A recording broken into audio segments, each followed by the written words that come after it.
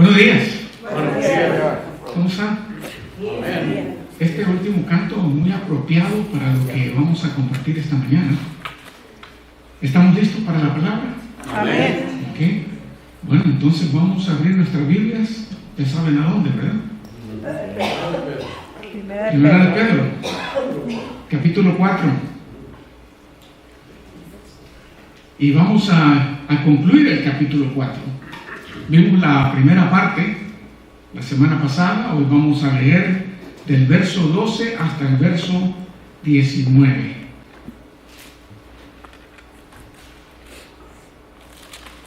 Cuando ya lo he encontrado, entonces me acompaña poniéndose de pie.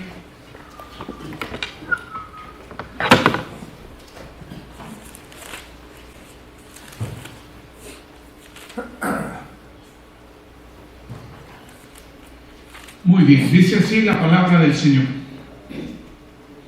Amados, no se sorprendan del fuego de prueba que en medio de ustedes ha venido para probarlos, como si alguna cosa extraña les estuviera aconteciendo. Antes bien, en la medida en que comparten los padecimientos de Cristo, regocíjense, para que también en la revelación de su gloria se regocijen con alegría. Si ustedes son insultados por el nombre de Cristo, dichosos son, pues el Espíritu de gloria y de Dios reposa sobre ustedes. Ciertamente, por ellos Él es blasfemado, pero por ustedes es glorificado. Que de ninguna manera sufra alguien de ustedes como asesino, o ladrón, o malhechor, o por entrometido.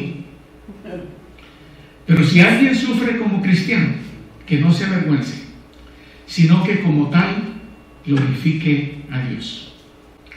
Porque es tiempo que el juicio comience por la casa de Dios.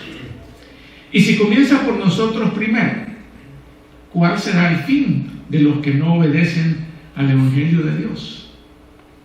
Si el justo con dificultad se salva, ¿qué será del impío y del pecador? Así que los que sufren conforme a la voluntad de Dios, encomienden sus almas al fiel Creador, haciendo el bien.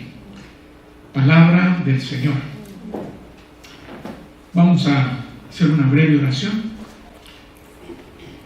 Señor bendito, Padre, gracias porque tu palabra perfecta llega a nosotros, Señor, siempre en el momento oportuno. Tú sabes la necesidad de cada uno de los que nos encontramos en este lugar. Y yo sé, Señor, que a través de estos versos tú vas a animar nuestros corazones. Te rogamos que tu Espíritu Santo sea quien nos hable, nos impulse y nos motive para poner toda nuestra confianza en ti, independiente de lo que estemos pasando. En el nombre de Jesús. Amén. Tomen asiento, por favor. Las pruebas, las tribulaciones, son algo que nadie quiere enfrentar. No importa qué tan espiritual sea, nadie dice, yo quiero una prueba. ¿Por qué no las queremos enfrentar? Primero, por el dolor que siempre las pruebas traen. Y segundo, porque no nos damos cuenta que a través de las pruebas, Dios nos fortalece. Dios nos hace pasar por el fuego muchas veces para probar de qué estamos hechos, para purificarnos como el oro. El mismo Pedro menciona esto, que el oro pasado por fuego se va deshaciendo de todas las impurezas y va quedando más brillante, más puro. Yo no sé qué pruebas estará pasando en este momento. No sé si será alguna dificultad económica, no sé si sea una enfermedad, no sé si sea un problema emocional, qué sé yo. Pero todos pasamos por pruebas. querramos o no. Cuando Pedro escribe esto, las cosas en Roma eran peligrosas. Lo que estaba pasando en Roma era peligroso para los cristianos. Nerón, que no era un perro, pero que se comportaba como un perro. Muchos perros les ponen Nerón. Nerón, el emperador, estaba persiguiendo a los cristianos. Estaba acusándolo falsamente de darle fuego a Roma. Todo el mundo sabía que él lo había hecho, pero él acusaba a los cristianos. Así que con esa excusa los capturaba, los echaba al foso, al coliseo, para ser devorados por los leones, y peor aún, los quemaba vivos en la cruz. Asia Menor, lo que ahora es Turquía, era parte de ese imperio. Y esos expatriados de la dispersión eran los que vivían en el Ponto, Galacia, Capadocia, Bitinia y todas esas regiones. Esos creyentes a los cuales Pedro les escribe esta carta, obviamente estaban temerosos de que la persecución de Roma llegara hasta Asia Menor, donde estaban ellos. Nosotros nos encontramos en un Asia Menor diferente, en el Asia Menor de Texas, ¿sí?, donde el imperio también nos persigue, nos acusa, aunque las cosas últimamente han mejorado en ese aspecto. Pero las persecuciones y las tribulaciones y las pruebas van a venir a tu vida, en este tiempo o en otro. Y la pregunta clave es, ok, si vienen, ¿cómo las vamos a enfrentar?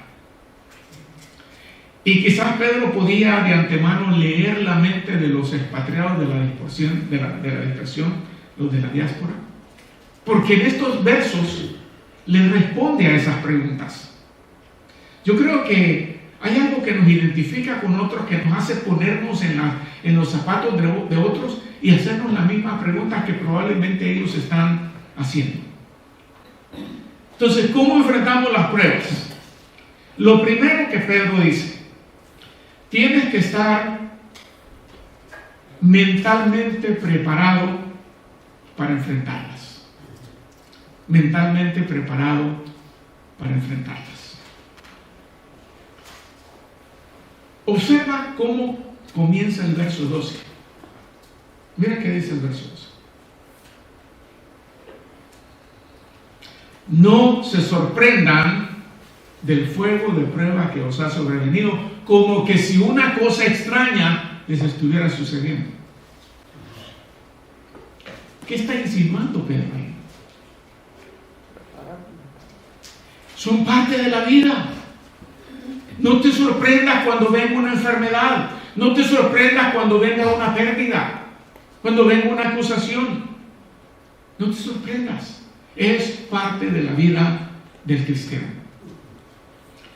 Entonces, debemos de estar mentalmente preparados para enfrentarlas y reconocer que como creyentes en Cristo debemos de esperar esas pruebas.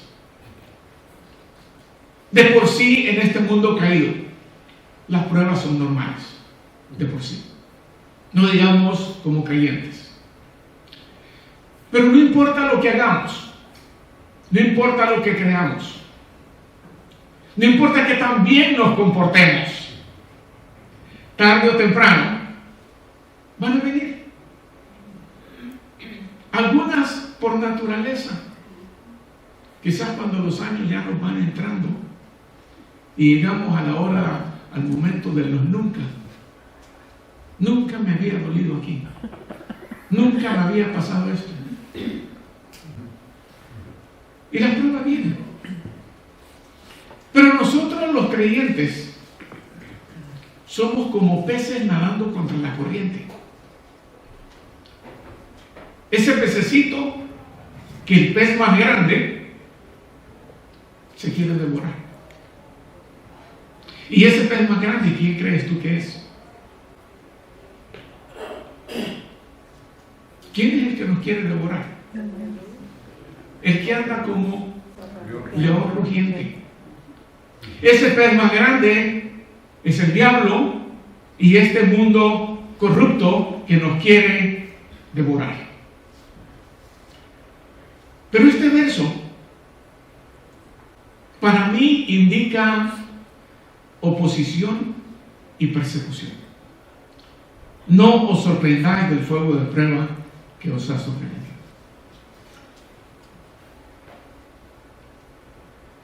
Si las esperamos, vamos a estar preparados para enfrentarlas. Si no las esperamos, nos van a caer de sorpresa y no vamos a saber qué hacer. Así que Pedro les está enseñando a estos hermanos a estar preparados para cuando venga esa prueba.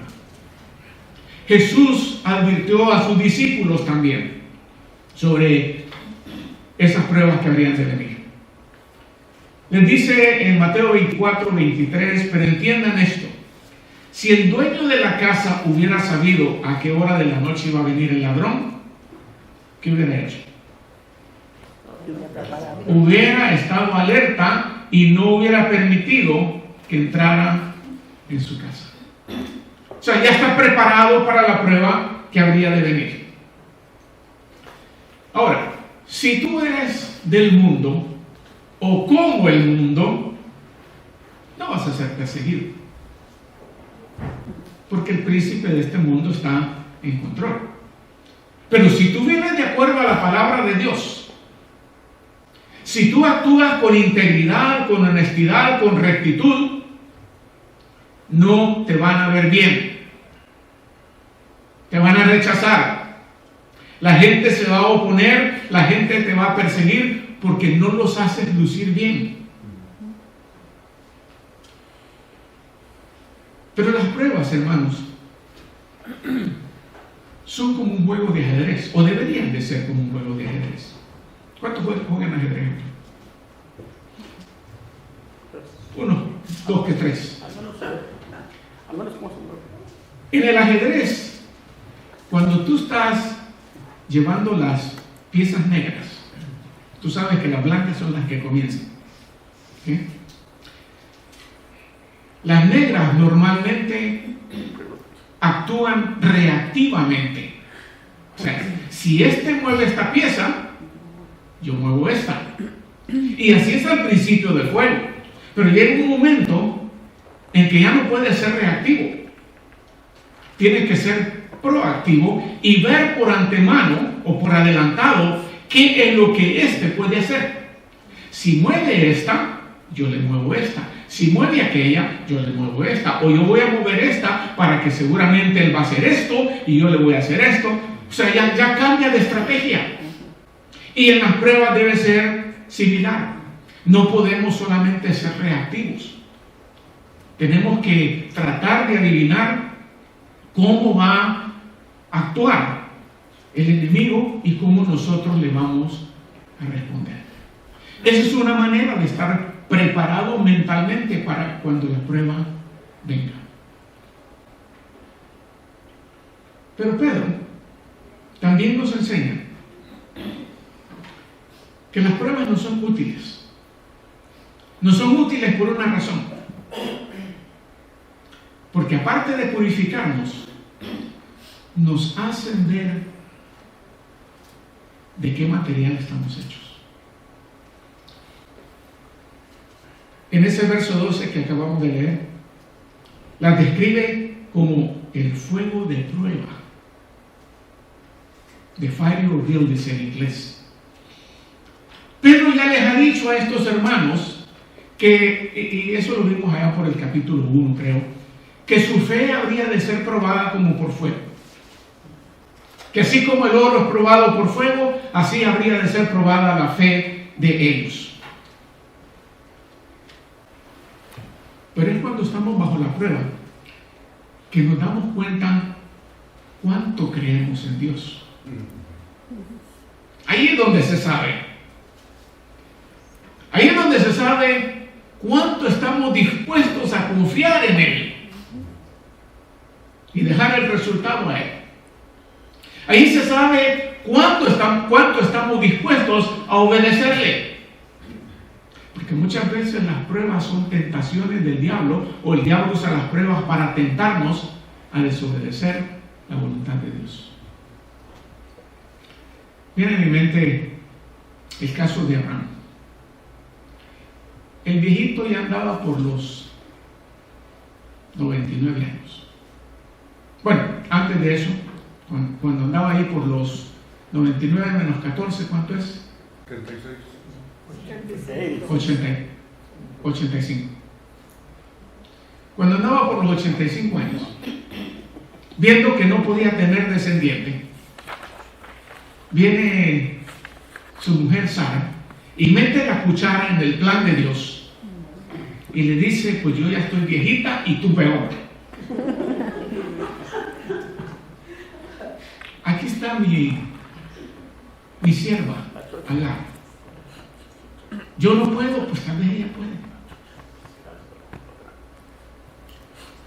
Y en esa prueba de no tener hijos, el diablo tienta a Abraham. Todavía no era Abraham. Bueno, digo que ya era Abraham. Y él dice: sí, mi amor, tienes razón. Sin darse cuenta que ese hijo habría de ser el enemigo acérrimo del hijo de la promesa. Pero el diablo aprovechó la oportunidad. La fortaleza de nuestra fe es probada cuando las cosas van mal. Ahí se va a saber cuánto crees, cuánto confías, cuánto dependes de Dios. ¿De qué material estás hecho? Recuerdo que en mis tiempos seculares, en la universidad, teníamos un aparato que se llama el dinamómetro. Era un aparato que usábamos para probar la tensión y la compresión de los materiales. Y era una máquina por eso se llamaba dinamómetro, mucho poder. Y poníamos los cilindros de concreto en ese dinamómetro y le íbamos aplicando la fuerza y la máquina iba bajando y bajando, fuerza más fuerza más fuerza, hasta que el cilindro quebraba. Y ahí sabíamos cuánto era la resistencia a la compresión de ese material. Por el otro lado, cuando se trataba de metales, normalmente los poníamos a tensión. Los poníamos en el dinamómetro, pero en lugar de comprimirlos, era al revés. Y cuando menos esperabas, ¡pam!, quebraba. Ahí sabíamos cuánta resistencia tenían esos materiales. Las pruebas vienen a ver qué tanto aguantamos, qué tanto creemos, qué tanto dependemos de Dios. Este viejito que acabo de mencionar, Abraham, Dios le había hecho una promesa, ¿no? ¿Por qué se metió con Agar? Porque no creyó la promesa. ¿O sí? Si le hubiera dicho, o le hubiera creído, hubiera dicho: viejita, Dios tiene su tiempo. Y a su debido tiempo, dice la historia, que Sara concibió, tal como el ángel le dijo, y dio a luz a su hijo Isaac, el hijo de la promesa. Cuando ya Isaac anda ahí por los 13 años, Dios le dice a Abraham: agarra a tu hijo, tu único. ¿Cómo que tu único? ¿Y el otro? Tu único de la promesa. Llévalo allá al monte Moré y sacrifícalo.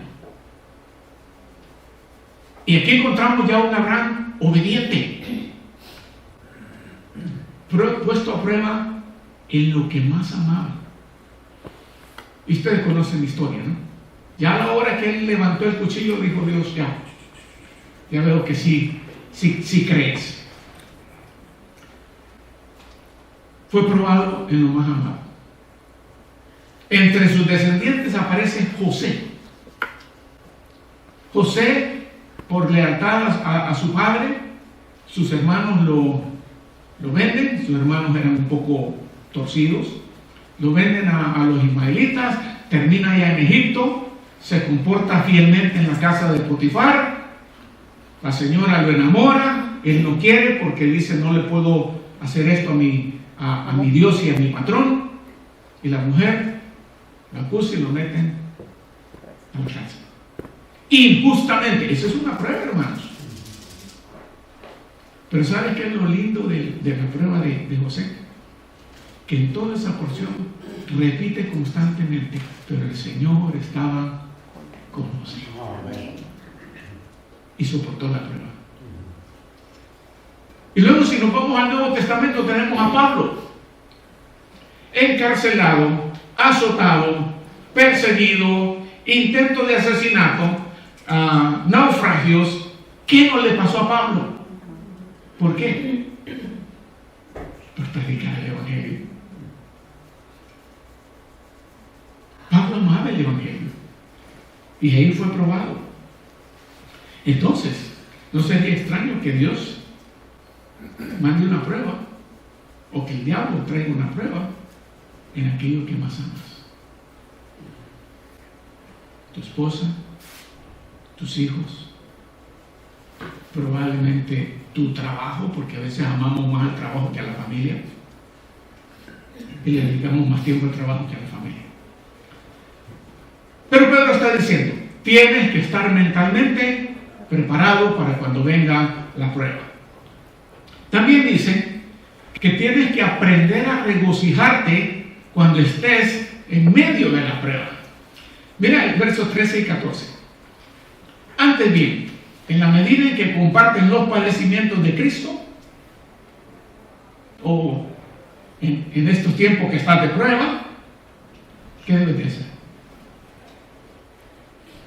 Verso 13. Ponte a llorar.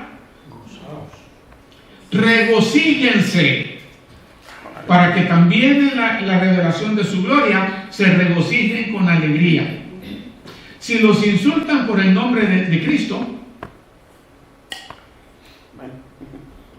dichosos son, porque el Espíritu de gloria y de Dios reposa sobre vosotros. Por ello blasfemado, pero que ustedes es glorificado.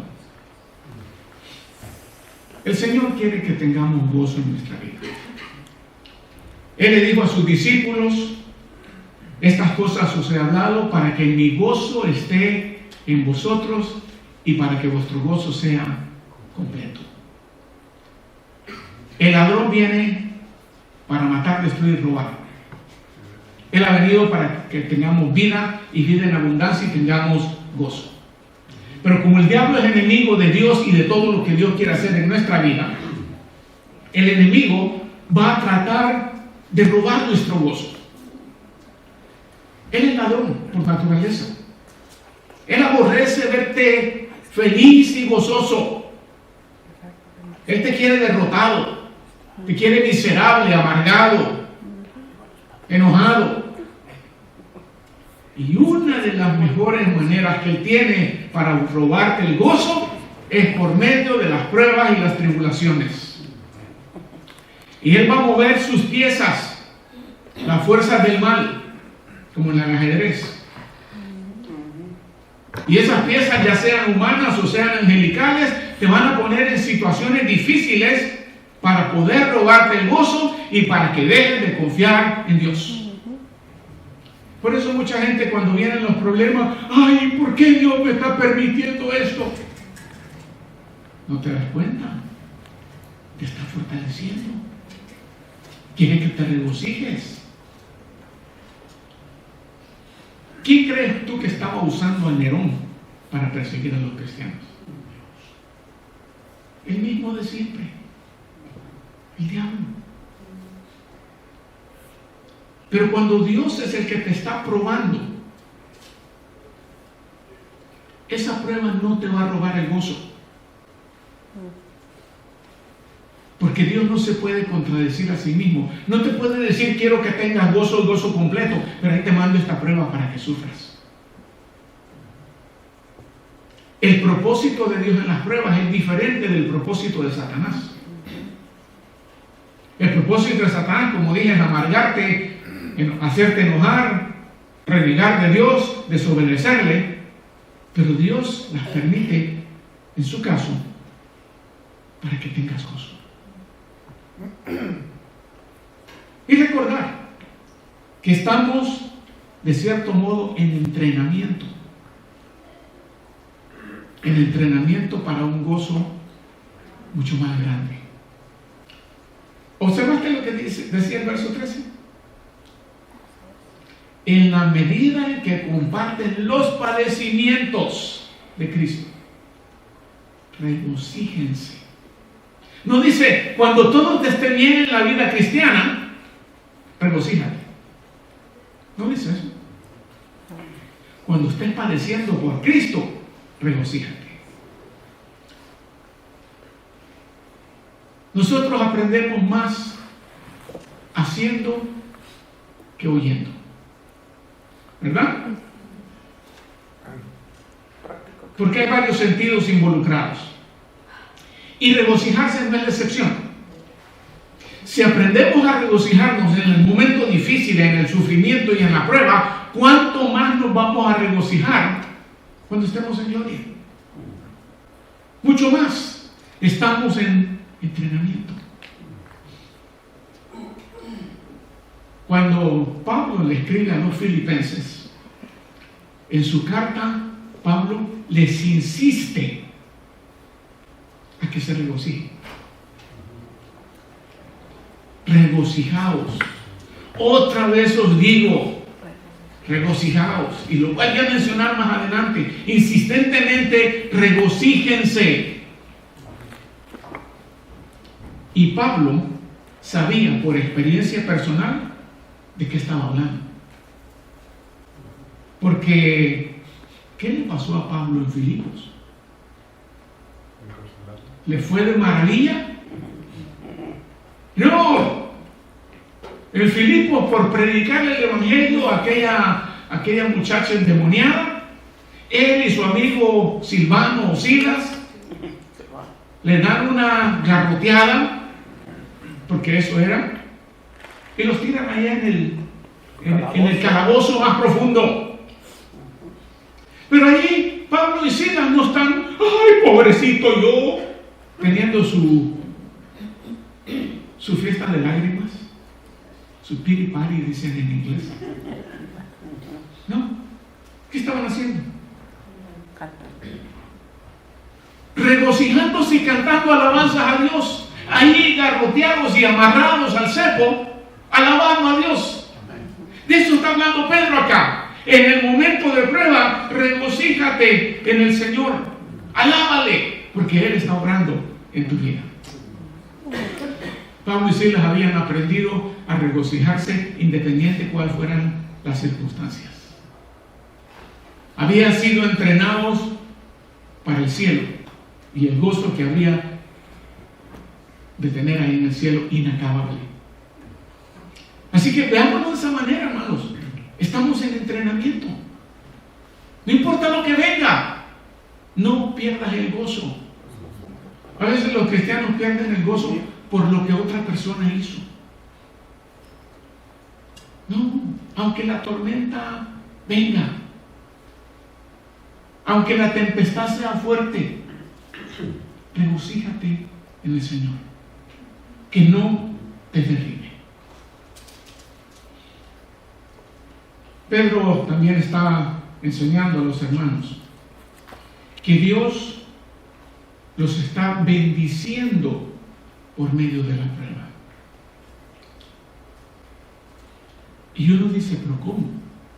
Bueno, en el verso 14, él dice, si ustedes son insultados por el nombre de Cristo, son dichosos, porque el Espíritu de gloria y de Dios reposa sobre ustedes. Por ellos es blasfemado, pero por ustedes es glorificado. ¿Quién no quiere participar de las bendiciones de Cristo? ¿Quién no? Pero no muchos quieren participar en sus padecimientos. Y aquí hay algo que a muchos les cuesta entender. Cuando dice, sois dichosos si sufres por amor a Cristo. Parecería contradicción. Y quizás tú digas, pero ¿cómo? ¿Cómo es posible? Bueno, ¿cuál es el propósito principal de tu vida? Alabar. Glorificar a Dios. Glorificar a Dios. Cuando estás en la prueba, glorificas a Dios y tu carácter es fortalecido. Como el acero cuando lo metes al fuego y lo golpeas y lo vuelves a meter, entre más pasa por el fuego y más lo golpeas, más fuerte sale. Así Dios fortalece nuestro carácter en circunstancias similares a las descritas en este libro. Si te estás identificando con Cristo, quien sufrió injustamente, pues tú también vas a sufrir injustamente. Pero el punto es que en medio de la prueba debemos de glorificar a Dios. Verso 16. Si alguien sufre como cristiano, que no se avergüence, sino que como tal glorifique a Dios. Para eso fuimos hechos. Para eso estamos en este mundo. Para glorificarle independiente de las circunstancias. Para glorificarle todo el tiempo. En las buenas y en las malas. En las dulces y en las amargas. En la derrota como en la victoria. En la presencia de prueba o en la persecución. O en la ausencia de la persecución también. Porque cuando no hay persecución, pues es fácil glorificar a Dios.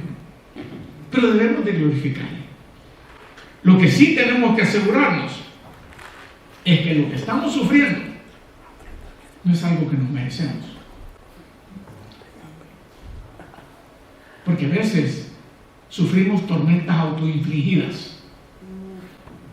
¿Qué? Pero Pedro está diciendo en el verso 15 que de ninguna manera sufra alguien de ustedes como asesino, ladrón, malhechor o por entrometido. Así que cuando somos atacados, cuando somos perseguidos, nuestro instinto natural es devolver con la misma moneda, pagar con la misma moneda. Y regresamos a la ley del talión. Ojo por ojo, diente por diente. Me hiciste, te hago. Por ahí no estamos glorificando eso. El problema es que nosotros debemos de ser guiados por el Espíritu de Dios, no por nuestros instintos.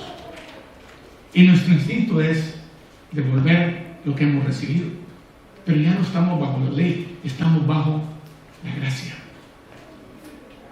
Cuando Jesús fue maltratado, azotado, burlado y todo lo que le hicieron, ¿tenía él el poder para borrarlo de un solo golpe? Sí tenía el poder, pero no lo hizo. Y muchas veces vamos a tener el poder, entre comillas, de deshacer a ese que nos está atacando. Pero no es nuestra responsabilidad. ¿Qué debemos de hacer? Señor, encárgate tú de este. Ahora, aquí menciona en este verso matar, robar, hacer lo malo, porque esas cosas de por sí nos van a traer sufrimientos.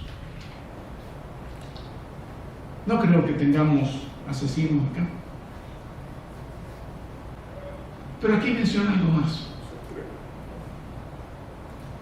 Que nadie sufra por ladrón. ¿Le das a Dios lo que es de Dios?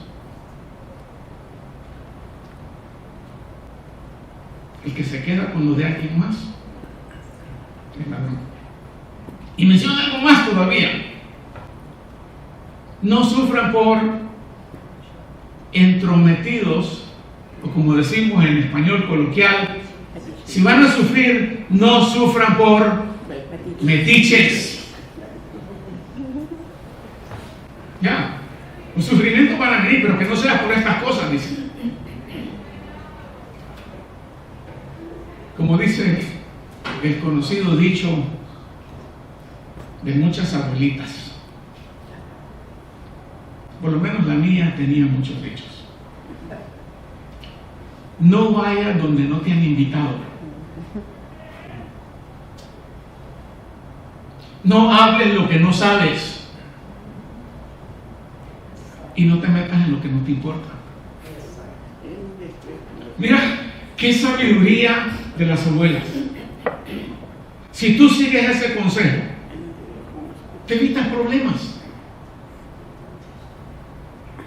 No seas metiches. Y a veces tenemos la tendencia de hablar lo que no sabemos. Asumimos. En lugar de asumir, deberíamos de preguntar. ¿O no?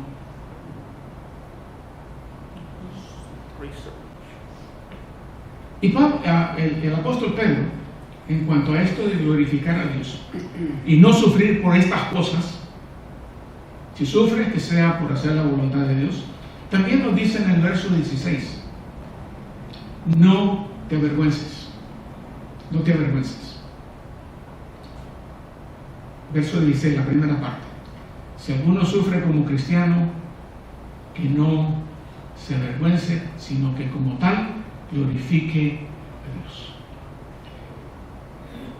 ¿Qué quiere decir con esto de sufrir como cristiano? ¿Cómo lo entiendes tú? Yo lo entiendo.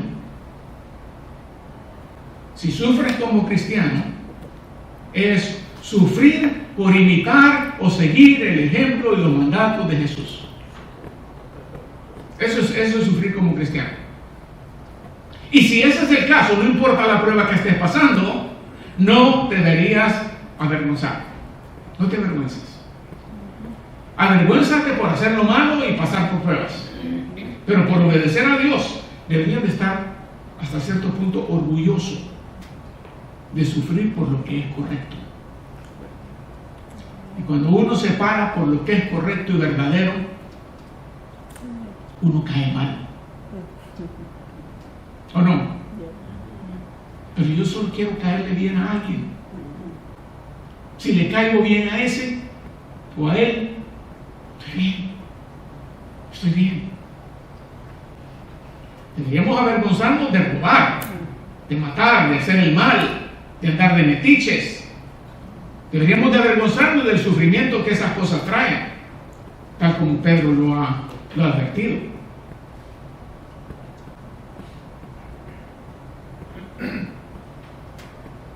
Si no fue tu decisión sufrir o enfrentar esas pruebas,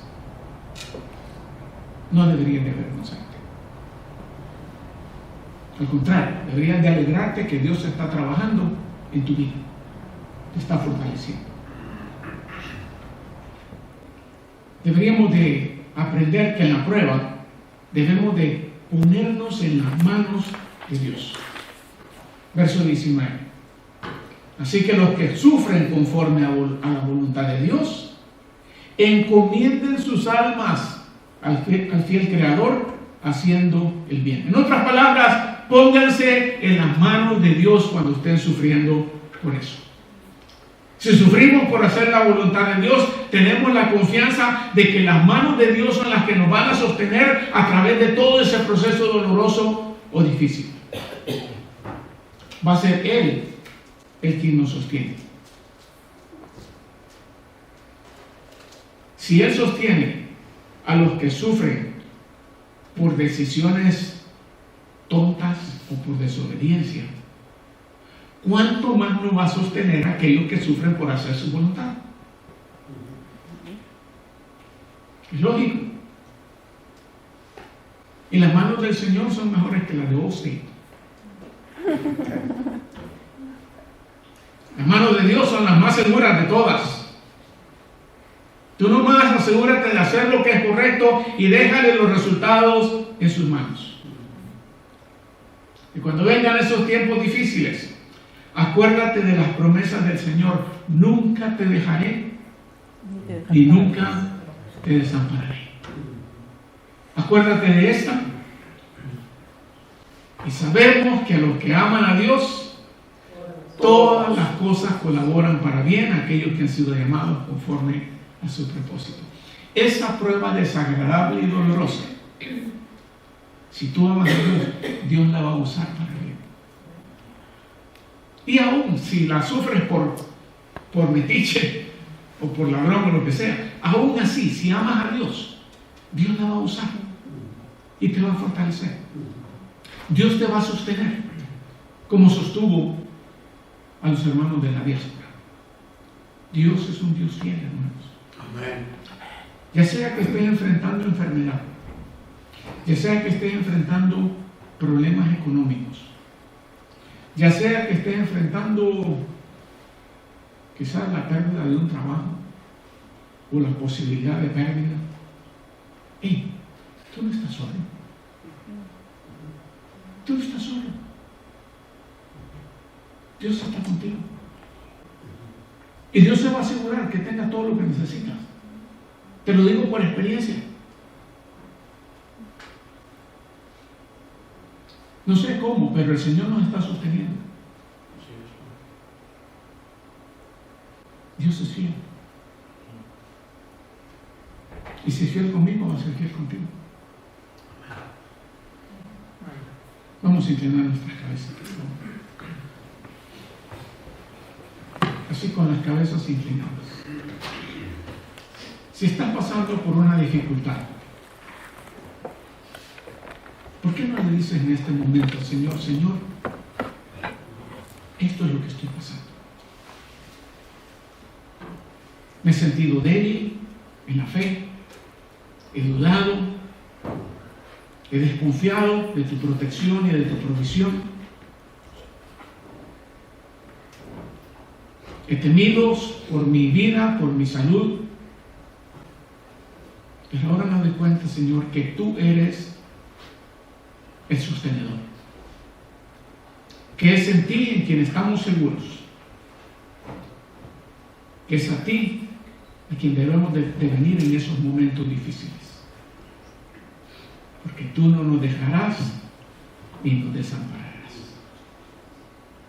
Así que, Señor, te pido por mis hermanos aquí presentes, no importa lo que estén pasando, que su fe sea fortalecida, que su carácter sea hecho aún más fuerte y más obediente y dependiente de ti, Señor. Porque como dijo el mismo Pedro, Señor, ¿a quién iremos si solamente tú tienes palabra de vida? Gracias, Señor, por ser nuestro Dios, por amarnos como nadie nos ha amado y por el sacrificio perfecto de amor de Jesucristo en la cruz para darnos vida eterna. Y es en su nombre que oramos, Señor. Amén. Amén.